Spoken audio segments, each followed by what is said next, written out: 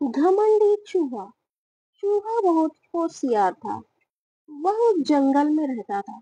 उसने अपना एक छोटा सा घर बना रखा था। जंगल के पास एक घर था।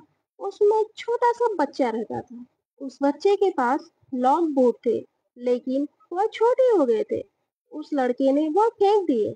बंटी चूहा, अरे ये जूते तो बहुत अच्छे हैं, मैं इसमें आराम से सो सकता हूँ। बंटी चूहा एक जूते को घसीट कर अपने घर के नीचे ले आता है। दूसरा जूता लाने की उसकी हिम्मत नहीं थी, इसलिए वह उसे ही साफ करके उसमें अच्छे से सोने का बिस्तर बना लेता है।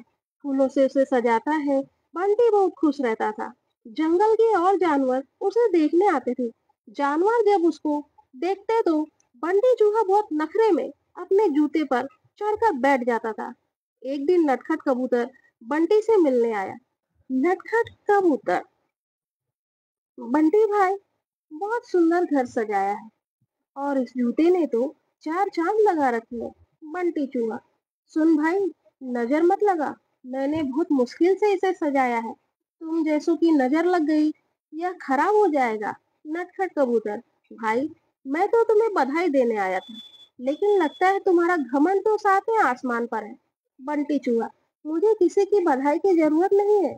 मैं जानता हूँ तुम सब मुझसे जलते हो, क्योंकि तुम बाहर सर्दी झेलते हो और मैं इस जूते में घुसकर आराम से सो जाता हूँ। नटखट कबूतर बिना कुछ कहे उड़कर वापस चला जाता है।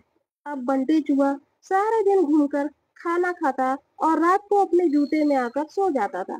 धीरे धीरे जंगल के सभी जानवरों ने उससे बात करना बंद कर दिया था। अब उसका कोई दोस्त नहीं था। धीरे धीरे समय बीतने लगा। एक दिन रात के समय जंगल में तेज बारिश होने लगी।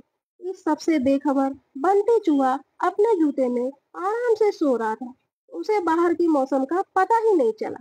बारिश का पानी बढ़ने लगा। जूते के तले में एक सुराख था, जिससे पानी जूते में भरने लगा। कुछ ही देर में बहुत सारा पानी जूते में भर गया।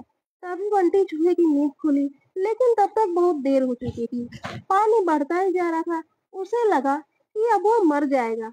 बंटी चूहा और जोर से चिल्लाने लगा, लेकिन बारिश की आवाज में किसी ने उसकी आवाज नहीं सुनी। बंटी चूहे को अपनी मौत साफ नजर आ रही थी। वह जोर जोर से उछलने लगा। उछलते उछलते उस जूते के बाहर निकलना चाह रहा था, लेकिन जूता इतना लंबा था कि वह बाहर निकल ही नहीं पा रहा था। इधर दूर एक घोंसले में नटखट कबूतर अपने बच्चों के साथ बैठा था। नटखट कबूतर, बच्चों, लगता है किसी के चिल्लाने की आवाज आ रही है, कोई मुसीबत में है। उसने बाहर निकल के देखा कि आवाज उस जूते में से आ रही थी। वह तुरंत समझ गया कि बंटी चूहा जूते में फंस गया है। नटखट कबूतर बिना देर किए किसी तरह उड़कर वहां पहुंच गया। वह जूते के ऊपर बैठ गया। उसने देखा बंटी चूहा डूब रहा है।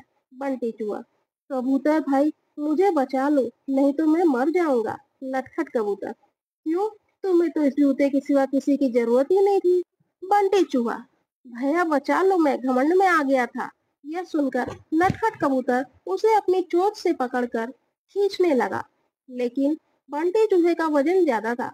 नटखट कबूतर उसका वजन उठा नहीं पा रहा था। नटखट कबूतर, भाई रुको, मैं अभी बाकी जानवरों को बुलाकर लाता। नटखट कबूतर जंगल में जाता है, लेकिन सभी जानवर बंटी चूहे की मदद के लिए मना कर देते हैं। तभी रास्ते में उसे कालू कौवा मिलता है। वह उसके साथ आ जाता है।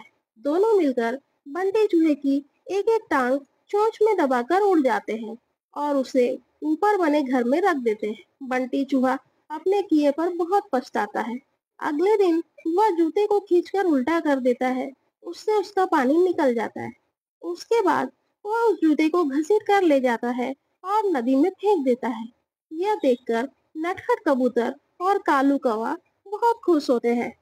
फिर बंटी चूहा सभी जानवरों के पास जाकर सबसे माफी मांगता है।